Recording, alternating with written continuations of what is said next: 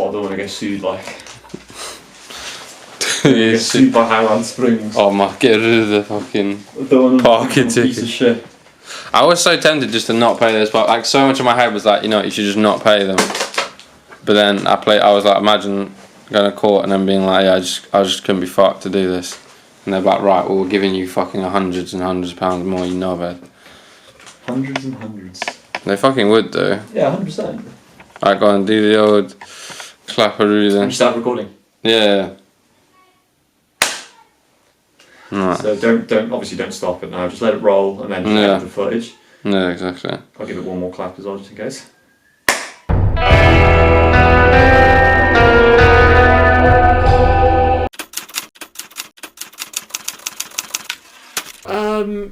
I'd say the first signs of it impending was Christmas Day, 2019. Around 2:00, we had a crimbo dinner. I couldn't eat much. Like, I ate as much as I could. But after that, I was not hungry for the rest of the day or night. Like, I literally did not eat a single thing after 2:00.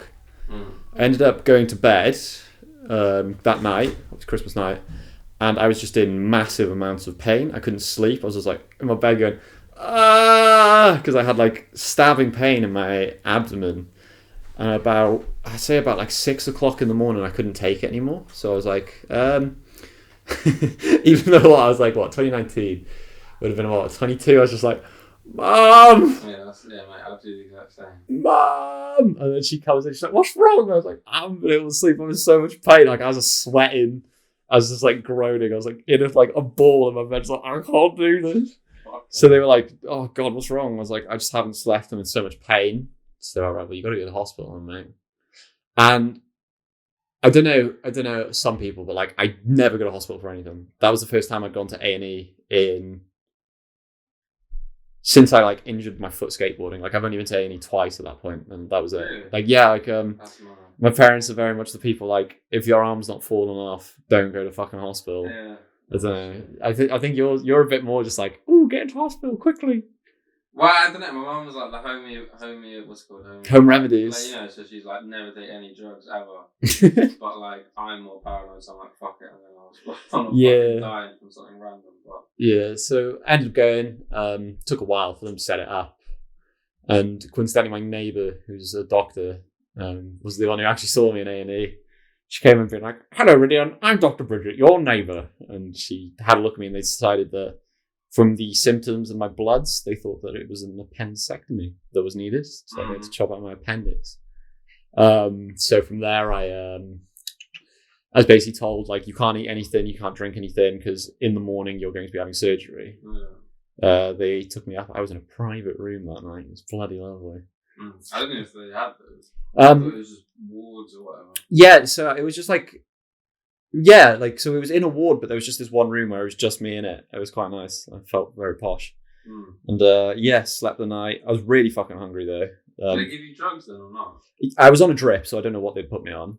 Not like a morphine drip? No. So it wasn't pain enough to be like that, but like it was, I don't know. Like I said, I was in pain, but I think they just put paracetamol into my IV drip, basically. No, they could do that. That's what they do, yeah. That's what most of the liquid is. A lot of time they just give you paracetamol. Oh, fucking hell. And when they just wreck your liver that much? Like, well, no, but obviously it's like a certain amount within time. Like they know when to give it to you again because they document that stuff. I know because when it came to being in pain, I was like, I need more painkillers. I remember that, yeah. So in hospital, that's a classic where it's like anyone's in pain, there's just every few hours people are like, I know it's been enough time now to give me my next fucking dosage. Like, I need the fucking next lot of codeine. Give me morphine! Yeah, basically. Yeah. Like, but, so yeah, that night was fine. Woke up in the morning. It was very early morning surgery. Talked to the doctor beforehand. He was like, it will be fine. It'll be good. It's going to be a keyhole surgery. I guess it's pretty standard, isn't it? Like, appendix stuff is... It's one of the most, like, standard procedures you can do. Yeah. So it's just like, okay, yeah, nice and easy. Let's go. Obviously, they told me, like, it's a keyhole surgery, so it's 2 small incisions into my abdomen. From there, they put in a camera and they can just do it with, like, a little machine, basically, modern medicine. And then that reduces your recovery time from about over a month if they do it the old way of just cutting you opening it, sorting it out, to about 2 weeks. Yeah. So I was like, oh, okay, yeah, cool, that's brilliant. All sorted out. I remember going in and there was this woman, the anaesthetist. She was class. She was like I want to say like not Middle Eastern, Eastern European. She was, and she was like, "Hello, you ready for the good drugs?" And she injected it into me, and she's like, "You don't get this much." And then I just passed out. Woke up. I don't remember where I woke up. Like I can't off the top of my head. I don't remember where I woke up because obviously they knock you completely out. What were you like when you came out of anesthetic? Because people are proper different. So that time I was okay.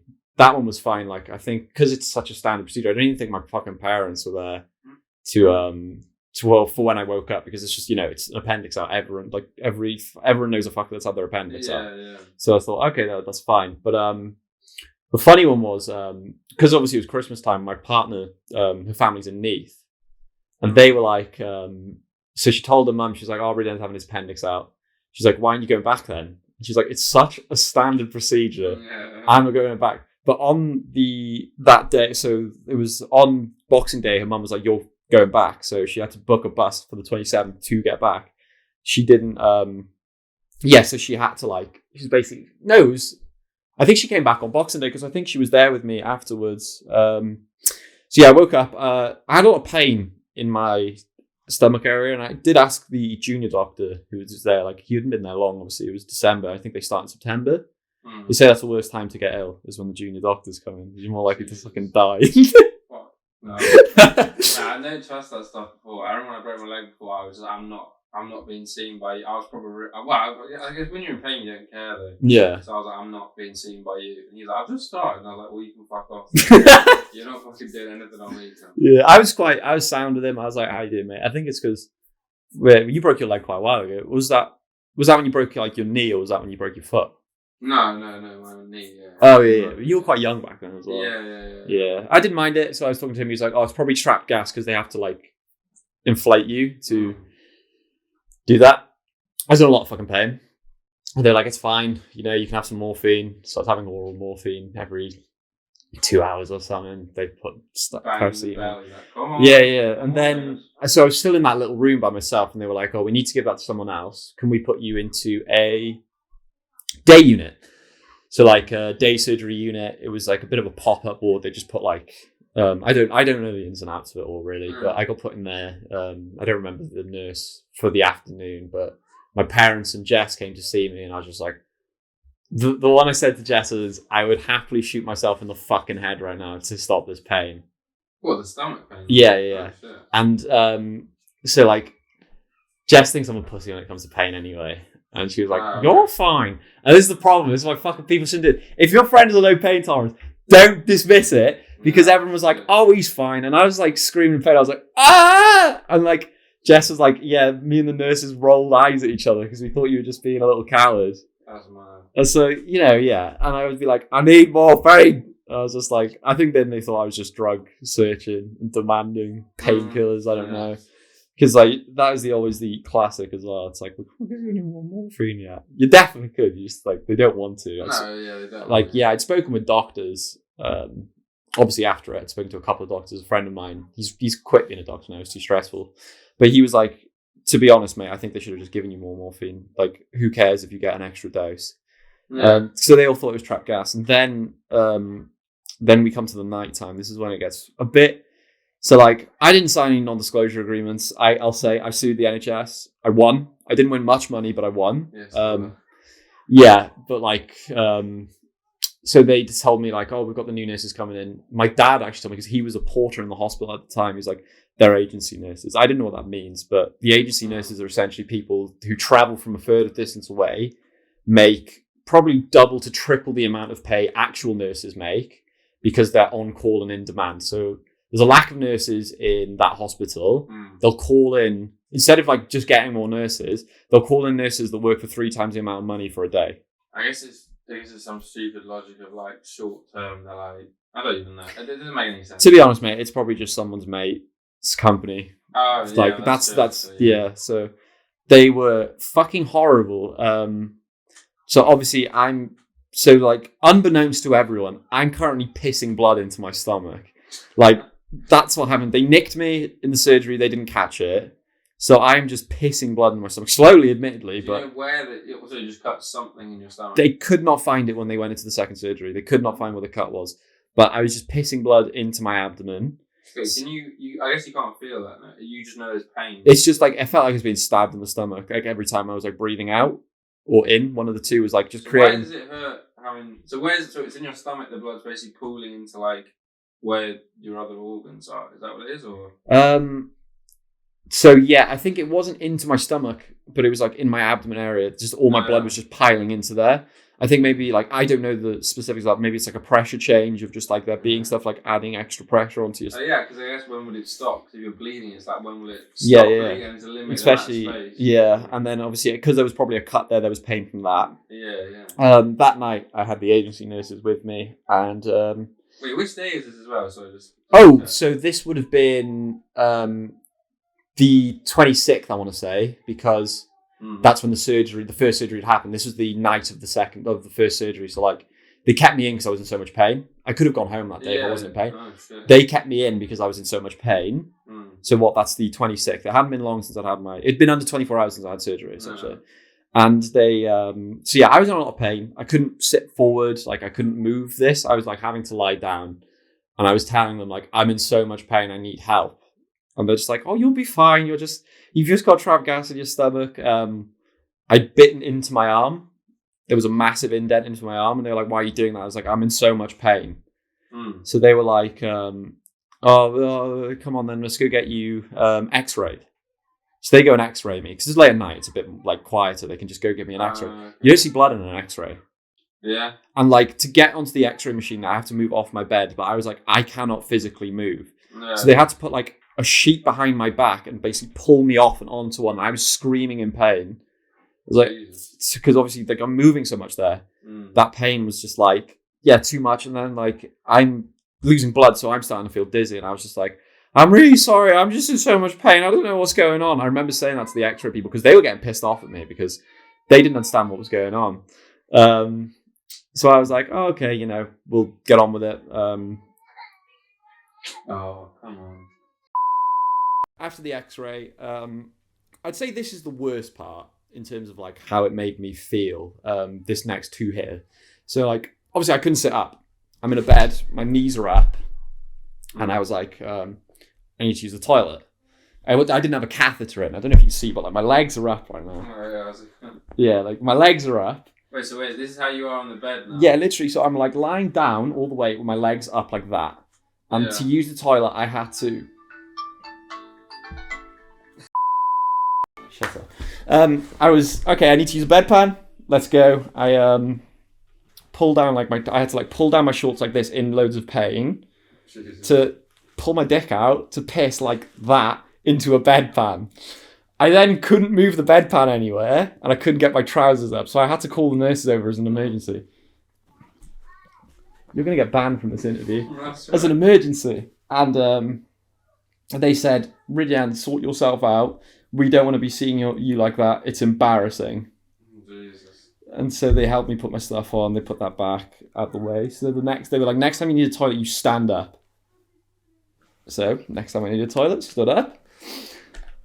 Instantly, as soon as I stood up, smashed my head on the back of the fucking, back of the floor. Because, I've got no blood in I've probably, so this was about 5 hours before my surgery. I'd probably say I have over half of my blood of my body right now is inside of my stomach. Still biting in pain, still constantly asking. Wait, hold on. So you passed out, and then what? Are they then? They just stuck me back in the bed and fucked off. That's wild. And is this not weird for an whatever it's called? Yeah. I puked, and it looked like coffee grounds. It was just pure black. Jesus Christ. That's a sign of blood.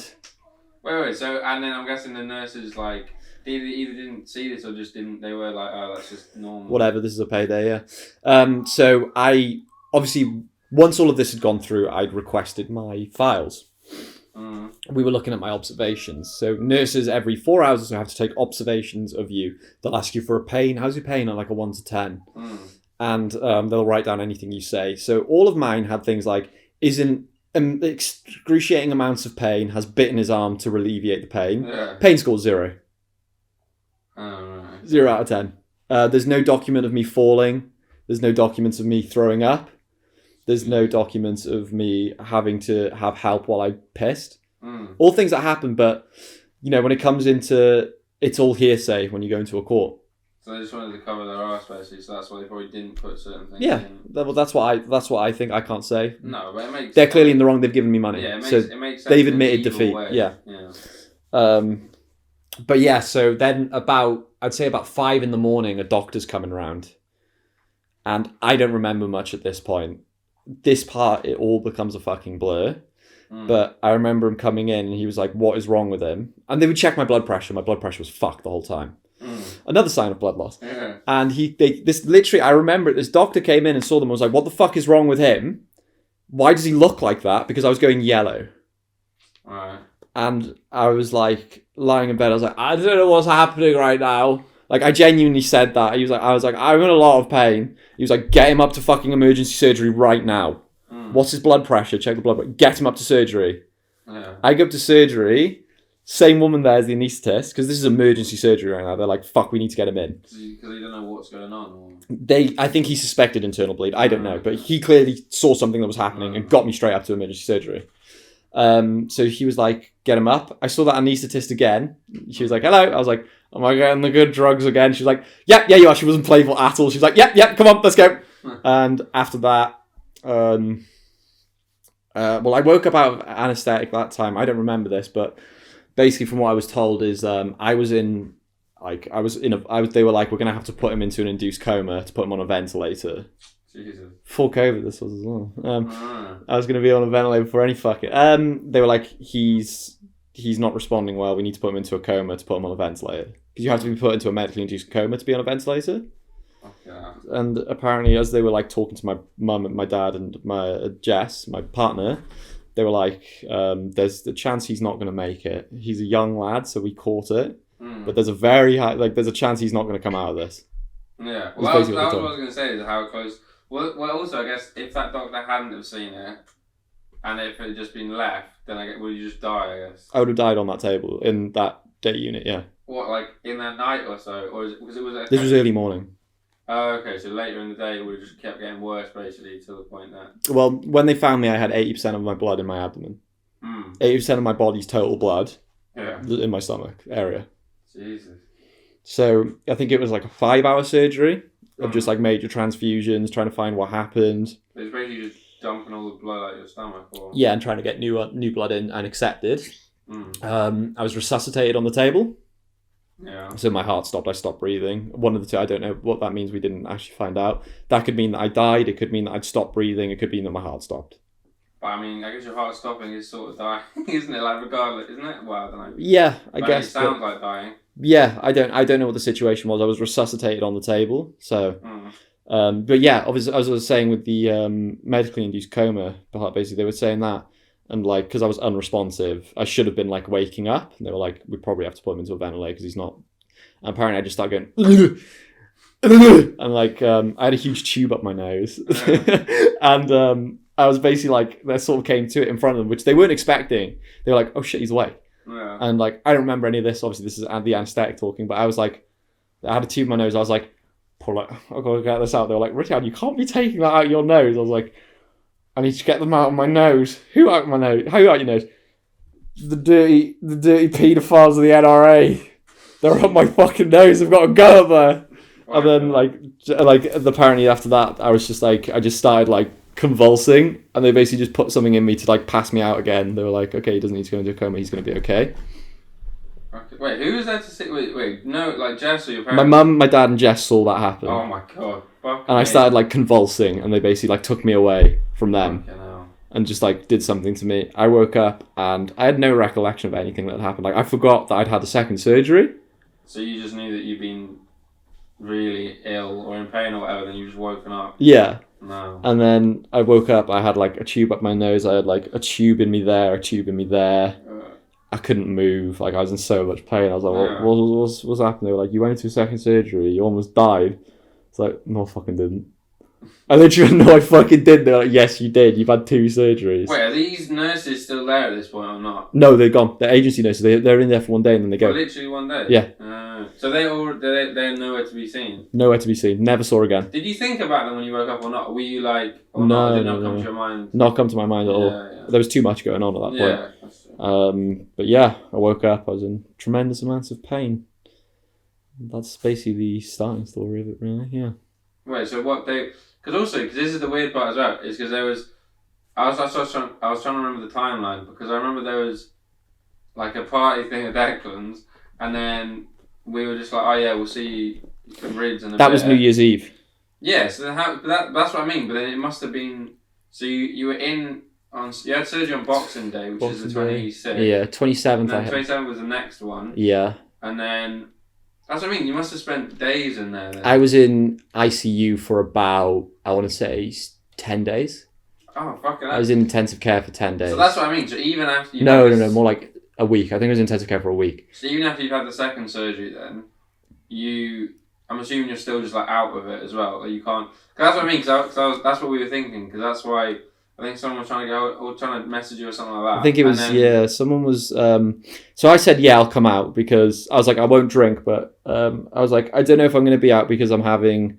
Just a little, because they said the recovery time will be 2 weeks. Yeah. So I said, if I can come, I'll come and have like a little chat, say hello. Like I'm not going to go out because obviously I got cuts. And like a few people have messaged me being like, oh, can't wait to see, because like I think it was like quite a big night really, because everyone was back in town. Like obviously we're back in our hometown, and then people come back from university, and a couple of people messaged me like, oh, you out tonight? And I was like, are you out on New Year's? I think they asked me on like Christmas time. I was like, yeah, I'll be out. Yeah. And I just remember having a message from Hal being like, you okay, mate? Like that's all I remember. I couldn't reply to anyone. I was too far. No, I swear you did reply, but it was like a proper, like a drug-induced, like very unwell person reply, where it was like proper confused. I swear there was a message. I can have a look for it in a bit. I swear we were at the New Year's thing, and then Hal or someone like that was like, mate, he just sent me a message, but it was like proper, like you were like. Like I can't even, it might have just been like almost dead but fine now or something like that, where it was like proper. Everyone was like, "What the fuck is he on about?" Yeah, that's what I mean. Because it was not just like the 2-3 days of the surgery. But then you said 10 days after as well. It was. I think all in all, I was there for over 10 days. Yeah, ICU for like a week. I think so. That was the intensive care unit. That's right at the top. That's where they're like keeping eyes on you at all fucking times. So on the day after the surgery, were they like, "Oh, he's not going to die now," or? It was still a bit hit or miss. I think they like caught it that I was okay, but like recovery time would be significant. Like it would be massive. Yeah. Which it was in the end, yeah. Because obviously I was in intensive care for how many days? Yeah, that was fucking awful. I wasn't eating anything. I dropped down to about 8.5 stone. I don't know what that is in kilos, but it's not very much. And especially because you're tall as fuck. I'm 6'4", yeah. Yeah, 6'4" and a hand. I dropped like 2 stone, which is what, roughly 28 pounds. Yeah. Oh, so like 14 kilos. Yeah, I lost like 14 kilos, which is a significant amount of my weight. I'm a skinny boy. In a tiny amount of. In a small time. Because I couldn't eat.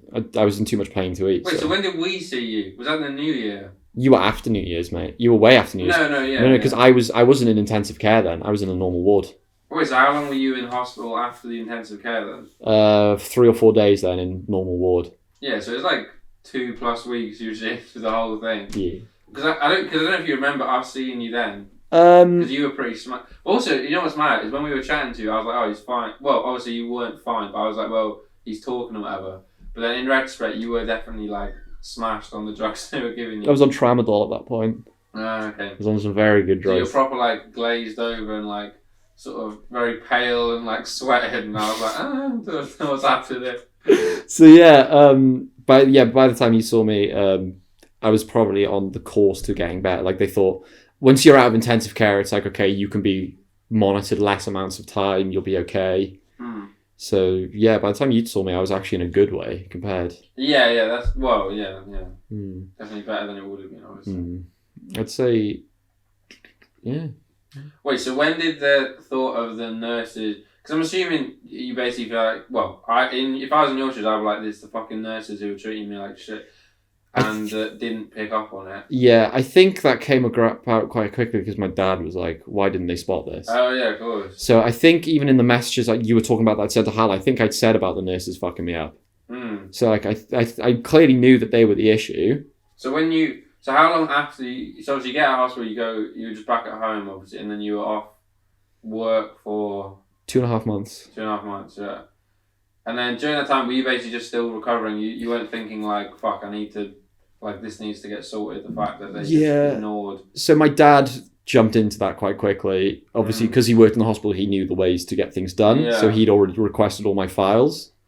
He requested all my medical files from the time I was there. He also requested like the like names of the nurses that were there. He requested basically like a record of all the appendectomies they'd done and how many of them had ended with an internal bleed or anything, like with situations with problems, to see like, is this a reoccurring thing that's happened in the hospital? That came back nothing, you know. There was no issue with the surgery though, obviously, because a surgeon, when you have any surgery, you sign saying, if this kills me, because, you know, human error is a thing in this world. That I don't care about, because you go into any surgery realizing that something could happen and kill you. Yeah. But it's when you don't get treated right after a surgery, that was the issue. That was the issue there, yeah. So yeah, we were looking at it pretty quickly. In terms of my recovery time, I was having to go to my GPs every single day to see a nurse to clean out my wound and repackage it, because I was spewing out like pus and horrible stuff. I'll get a picture.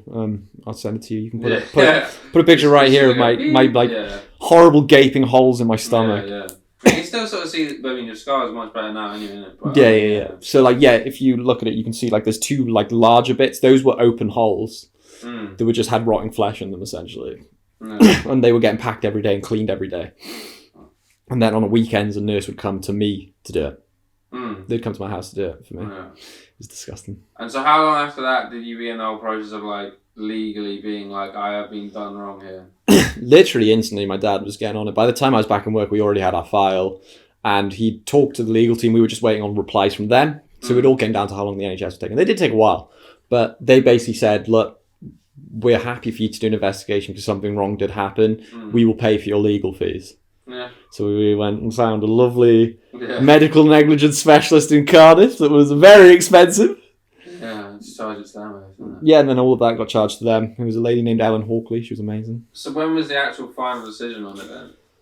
Bearing in mind this is 2019... End of 2019 this all happened. 2019. When's the final decision where they were accepted, basically, that they messed up? 2022. Yeah. Just before the summer of 2022. So... Yeah, I can't figure that out. Yeah, wait, 20... Basically like 2.5 years. Yeah, 2.5 years, basically, yeah. Because it was when I literally quit my job, because I'd been saving up money, and then that extra money came into my account, so I was like, I can take a break from my job before I get a new job. So once I got accepted my new job, I basically quit my old job and waited, and took like a 3-month sabbatical. Yeah. And that money helped with that very much. Yeah. So how much did you get in the end? Oh, you're not allowed to say it. I can disclose. I didn't sign any. How much did you get? £750. Yeah. But the main reasoning being is, A, you didn't die, and B, seeing as you went to a GP's every single day, it clearly didn't affect your mental health that much.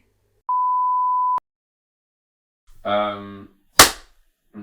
So it was £750. Yep. And then they said because you were going to the GP every day, you clearly weren't scared of hospitals and it wasn't affecting your mental health.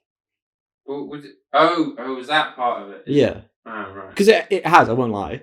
Well, no, you said that afterwards because you're like, I'm not going to hospital for even before you said you wouldn't want to go to hospital, but now it's like, am I fucked going into the hospital for anything unless I'm have my shot in the head or whatever? I had an infection in my finger, and it got like to quite a fat size. I'd say like bigger than like a big marble, just on my finger at the front. And I was like, so I went to my GPs and they were like, can you come back in a couple of days? If it gets worse, go to A&E. And I was just like, it was throbbing. I was like, I have to go to A&E here. And I waited until it was the size of a fucking, like nearly a golf ball for me to, an infection in my finger to go to the hospital.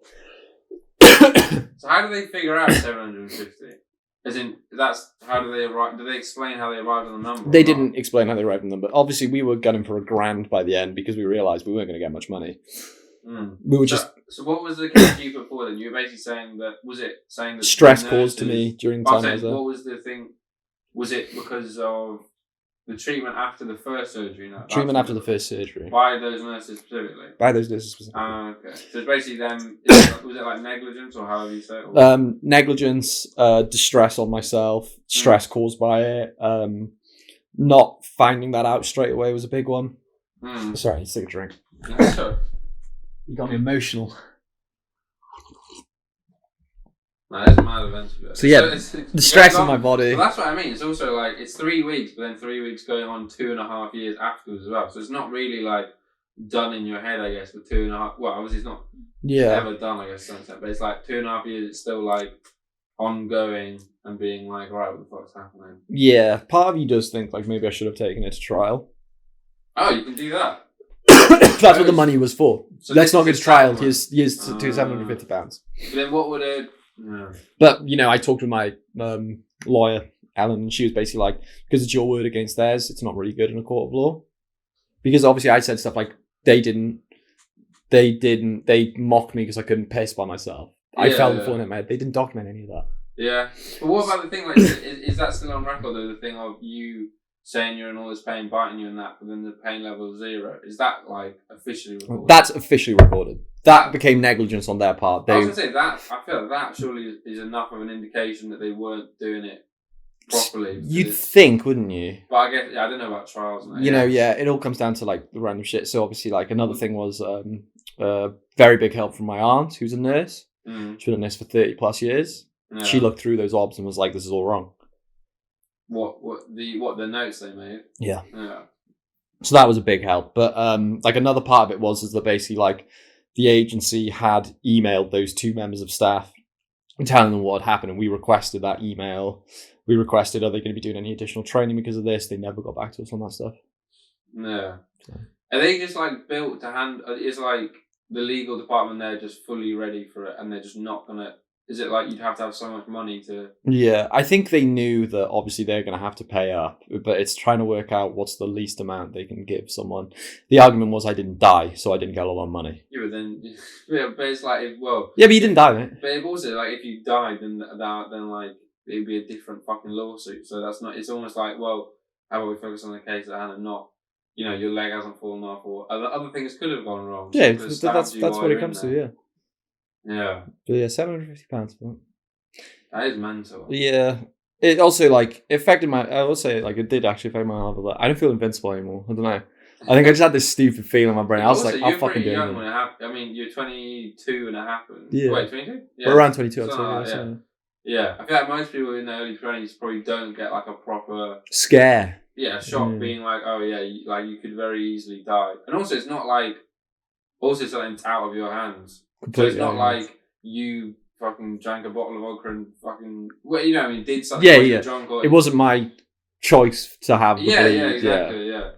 It does freak you out, especially around hospitals as well, because you do realise that all these things are just run by people, and then you're like, oh, but the people running them aren't like magical, mystical geniuses, beings. They're just people trained for this stuff. And like in every job, there'll be some people that fucking shouldn't be doing it, or...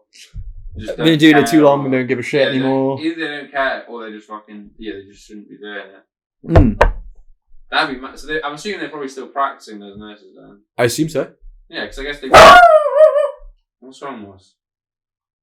Bad. What's wrong? Nice. Come here. Nice. Come here. It's okay. Don't be a knob. We love it here. Oh, that's the door. You're a guard dog. You're a guard dog. Speak. Speak. Speak. Speak. Speak. Whisper. Give me a whisper. Yeah. You're right now. It might be because the staffy went past. Yeah, but she's not used to having people above her. She's always okay with people below, because we lived in a house where, we had people below us, but she never had people above. Oh, so any noise from above, she's like... It's weird, yeah, she's not used to it. Yeah. We desensitized so much shit, there's some shit you just can't. So 750 quid. Nurses probably still out there as well. Yeah, they're probably still lurking about. They're probably still getting paid way more than actual nurses who actually work hard and want to contribute to the NHS. Instead of these people that just want to milk it. That is fucking wild. Yeah. Wait, so were you... well, no, yeah. What? How long after that, then, did you leave your job? Or was it a while after that? Oh, it was years. It was for another. So what? I got back into work in 2020. I left my job in 2022, so it was over 2 years. Okay. 2 extra years after that. Yeah. Yeah. So after then, like immediately after it, did you think any differently, or were you more just like, well, I'm just getting over it, so you haven't probably thought about what's happened?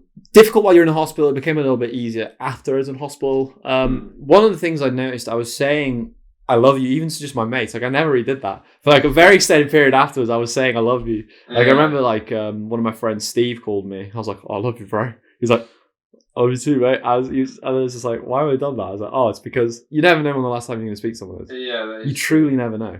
Yeah. But I feel like it's difficult because I feel like a lot of people, like people always tell you that, don't they? But I feel like it's different, like in your experience, when you actually feel it genuinely. Because it's like, I feel like when you've actually been in a situation where you could very easily die, then it's like, it's actually real. It's not like a hypothetical. It's like, I could die tomorrow, but in your head, you're like, well, I'm probably not. Like realistically, nothing. Yeah. I've not got any fucking mad illnesses or whatever. Yeah. So you're being more like loving, I guess. Yeah, even to Jess as well, my partner. I became a lot nicer. Was she your partner at the time? Yeah. She was. Okay. She was that's what I was fun. wondering. I was wondering if that was the thing which kicked it in where you're like, right, I'm probably with you now. But you're already with her, I guess. Yeah, we were already with we were already with her. But I think things got like a lot more serious after that as well. Yeah. I mean, she was there at the hospital. Yeah, she was helping me out so much. I think it's sort of like, it was more of just like a bit of a chill relationship. We did love each other, and we'd like see each other a lot, but it wouldn't be anything too mad. But like after that, we were like, right, okay, this is fun. I'm going to live with you, and we're engaged now. Oh yeah, because that's what I thought. I genuinely in my head, I was like, for some reason in my head, I was like, I thought as a result, the relationship got more sort of. I'd say it got. I was more me. I didn't want a relationship. I was with her, and we were in a relationship, but I didn't want like a full on relationship. Moss, chill. Was he? Moss. What's hit? What is it? Yeah, just close the door actually. You just close the door if you can't hear the whatever it is. It's freaking out. It's gonna be a knob. It's just sit. Okay. Yeah. So you got a little dog trick and fucking Yeah, and for some reason I thought that because obviously you hated your job. I don't know if you hated your job then. Didn't hate it then. Oh, you didn't hate it? Didn't hate it then. Wait, so how long after the surgery were you like, I hate this job? So, a big issue with that was, why have you got a bark, man? A big issue was that like, around that time we still had 4 members of staff working in there. Yeah. So like, I always had people with me. I was always doing things I enjoyed. There was always someone working with you. But then one went off sick, long-term sickness, and then got fired. The other one left. And they decided they weren't going to add more jobs. They were just going to cut it to half the amount of staff. So it was just 2 of us. And then obviously, as a result, I was working more hours. I was working 6-day weeks mainly. Yeah. And one of those days I wasn't working alone. One of those days you weren't? Yeah, so like so 5 days. 5 days of the week I was working alone. Like a lot of the time. Yeah. Because my boss had just like, I think she was in a bit of a transitionary period where she wanted to cut her hours, but was just taking holiday to cut her hours. So I was kind of just like working alone a lot or with just volunteers. Yeah. And that was a nightmare. Yeah. Well, so when you when you were back in work, did you feel different about work after it or not? Or was it no? No, I was still really enjoying my job at that time.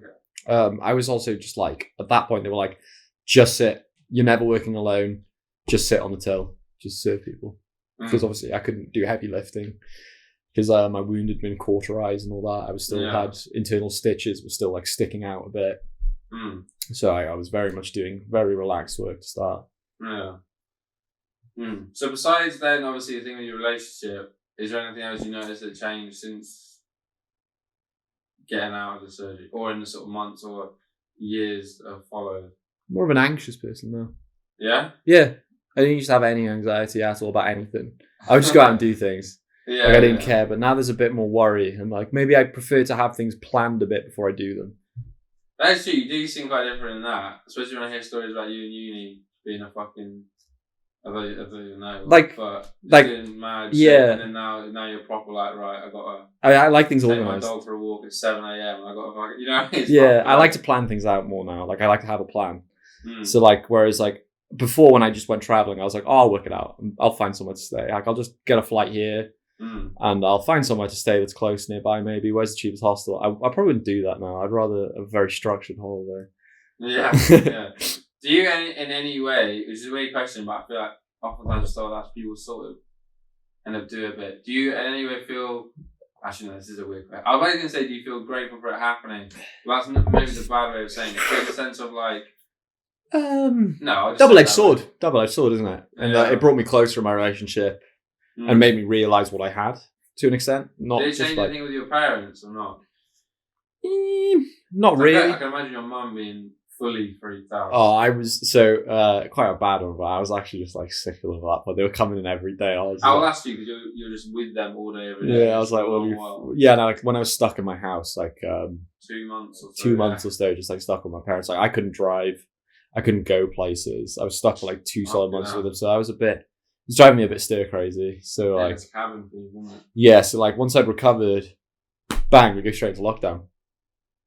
Oh, is it? Yeah. Oh, I recovered a month before lockdown started. That's mad. I forgot about that. So I moved in with Jess and just lived there. What? Because you're like, I can't fucking handle. Yeah. I've done 2 months. I've basically done 2 months of my fucking quarantining already. I'm not doing another. Who knows how many? Yeah. Yeah, that's true. And so you went back. Moss, sure. So you went back to hospital. Moss. There's no one even at the door, so I don't even know what she's. Chill. What? There's no one there, Moss. There's literally no one there, though. It's not even. If there's a staffy walking past, I understand. But she's just bored. It's okay. No, she's not bored. No? She doesn't do it out of boredom. No. She can hear a bit of movement. Yeah, people upset, isn't it? Hey, relax. Come on. Moss. What's wrong? Never bring your dog to an interview. They say never, when like in filmmaking, never work with children or animals. What's your secret, Moss? This is why. What's your secret? You weren't even alive when all this happened, mate. You were fucking... That's true as well. I mean, you've got a dog since that as well. But I guess you always wanted dogs anyway, probably. I've always had dogs. Yeah. That is mental, to be fair. And do you feel like you're happier at all since it? Or, well, you said more anxious. Yeah, definitely more anxious. I don't know, it's a hard one. I think I try and be more like just... It's a weird one, actually. Because I think about it and I was like, maybe I was happier before because there was a bit of blissful ignorance. Yeah, I feel like you seem more like I can't think how to say it. I wouldn't say like it seems like there's more emotional depth in your happiness now compared to before. I feel like before it seemed more like you were just on a bit of a mad one. Yeah. But then I don't know. But then maybe that would happen with age anyway. So I wouldn't. Yeah, maybe it stopped it early though. Yeah, that's true. Because again, because you probably could have had a long time of smashing drugs. Yeah, just being a wreckhead. Just being a wreckhead, just getting pissed every night. Yeah. Like, yeah, very much stopped around then, yeah. It's a weird one. But yeah, I think I calmed down. It calmed me down, and I think I just naturally feel less invincible than I did.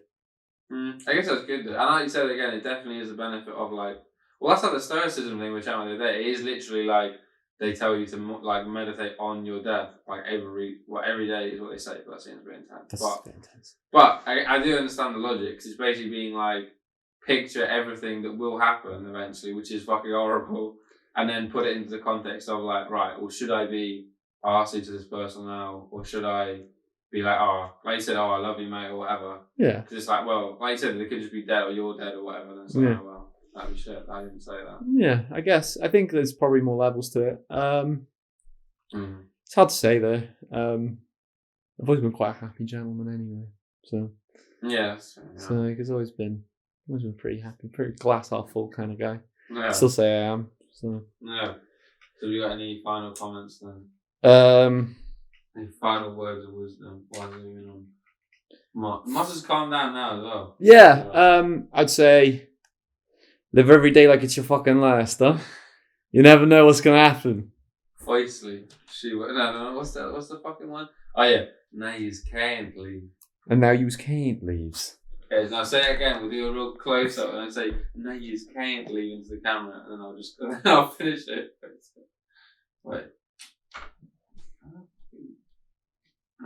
Go on. Yeah, you slick it back. Yeah. Now use cane sleeve. Dai boschi fitti e scuri camarava Mussolino e da via ai Santo Luca